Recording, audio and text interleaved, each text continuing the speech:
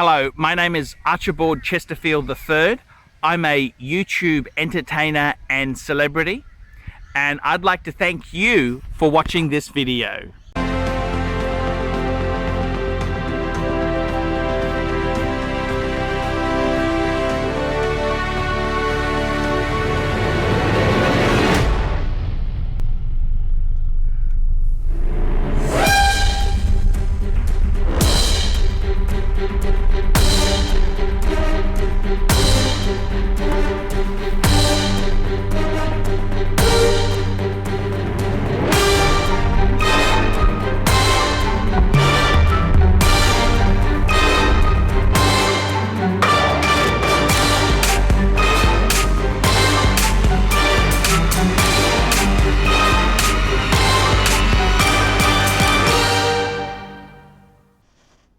Hello, I'm Paul Pluta and welcome to the Paul Pluta channel. Today I'm doing some paid reviews. Remember, like, subscribe and tell your fuckhead friends about my channel. This here is from Mark. I need advice on a rose gold watch.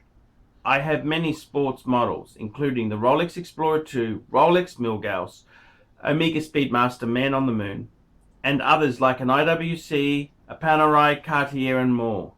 It's a nice size collection. Other than the Jaeger-LeCoultre Reverso Grand Date you recommended, I don't have dressy watches. I was thinking of something in rose gold in 39 to 42 mil size for about 15 to 20,000 US dollars. I have a large wrist, 7 3/4 inches, so anything less than 40 looks small. How about the Breguet Marine Chrono 42 mil? That's the 5827. About 20,000 used, or the IWC Portuguese about 16,000.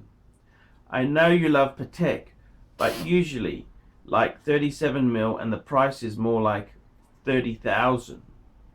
Any other ideas in this price range? Mark Wayne. Let's have a look there. He sent me 30 US dollars. And he's also said, also if I get a bit higher, a Lange one used is like 23,000 for a 42 mil. Thanks, Mark. Well, what can I say indeed? He wants a new gold watch. And I gotta tell you, he's got some really cool pieces to look at there. Rose gold, what would I look at? I would have to say, you may want to consider one brand which is really great bang per buck in gold is Jaeger-LeCoultre. I mean, in brands like Rolex, you look at the price of a steel, say a steel sub, compare that to a gold sub, and it's a huge price difference.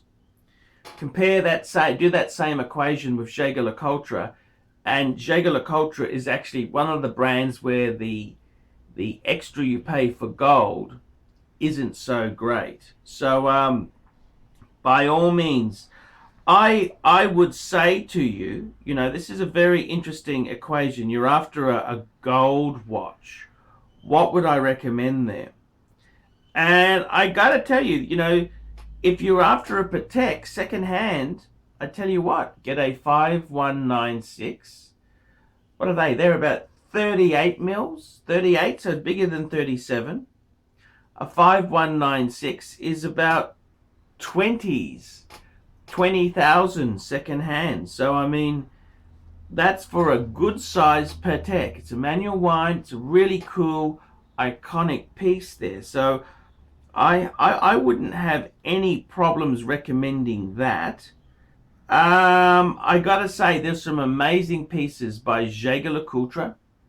Go and have a look at European Watch Co. on the internet. He's a dealer in Boston, Massachusetts. I've never dealt with him, but I've got a few fans who have, and they said he's quite a nice guy. What would I say there? The Breguet Marine. Look, I'd just be careful with Breguets because anything new in Breguet really does fall a lot. The IWC Portuguese, it's a little bit cliched, but I can respect that. I would really say, in all honesty, there, I'd be looking at, you know, the Lange 1 is, man, that is such a cool piece. The Lange 1 is beautiful. It's just, I mean, I got to hand it to Lange. That's the Lange 1. Would I ever sell my world time? The only answer is Lange 1, Lange 1, to maybe buy a Lange 1. The Lange 1 is such a cool watch. It's beautiful. It's manual wind. See, Lange was in East Germany. After World War II, they basically closed down, and they avoided that really ultra thin, small dress watch phase. So when they reopened, they capitalized on the increasing trend towards larger watches. So Lange itself there has got some really nice sized pieces, and the quality, the workmanship is really quite amazing. I would also say, look, I think for your price range, you could easily get a nice size Patek. You can get as I said, a 5196. You could get a 5107. That's like I had. You could get that for low 20 second hand. That's a great watch. I'd also consider some of the Jaeger-LeCoultre offerings. There's some great pieces. And I mean, the other thing is that what about Rolex Submariner? You can get those for high teens. A really nice 16618, high teens, nice condition.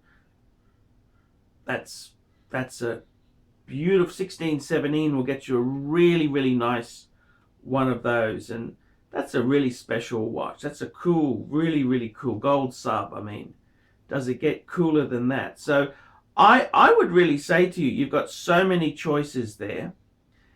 The thing about gold is, you know, different colors are good for different brands. I mean, the rose gold that Rolex uses, I kind of don't like. I had I took a rose gold Daytona overseas. They basically paid for my ticket.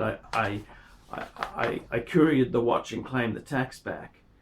And I got to tell you, in all honesty, that watch itself, I didn't like the rose gold. However, you look at Jaeger-LeCoultre's interpretation of rose gold, I think it's super cool. Rolex yellow gold, I love it in the solid gold Submariner. It's beautiful. So you've really got so many good things to pick there. So I would say you've got to really get out there and see which watch really pops to you. You mentioned the Lange 1, and I don't think you can beat that. That is just such a beautiful, elegant watch. It's your exit watch, the last watch you'd ever need to buy. I'm Archie Luxury. This has been a paid review on the Paul Pluta channel. Tell me what you guys think of that. We specialize here in pre-owned Rolex watches. Rolex watch is a very special timepiece, and we always do the servicing exactly as factory specifications. We buy a pre-owned piece and we put it into brand new condition. We have Rolex certified technicians working on that. We completely disassemble the piece. We adjust and polish and change every single part of the watch. You have to have certified watchmakers that know what they're doing. If you have an expensive car, you're just not going to bring it to any mechanic that doesn't know what they're doing. You spend $5,000, it's like if you put money in the safe deposit box. And 1 or 2 years from now, you will keep having your $5,000. We have to spend a lot of money to get all this equipment together, but makes me feel I'm doing what I'm supposed to do. It's not a question of money, it's my passion. Jewelers on time, simply the best.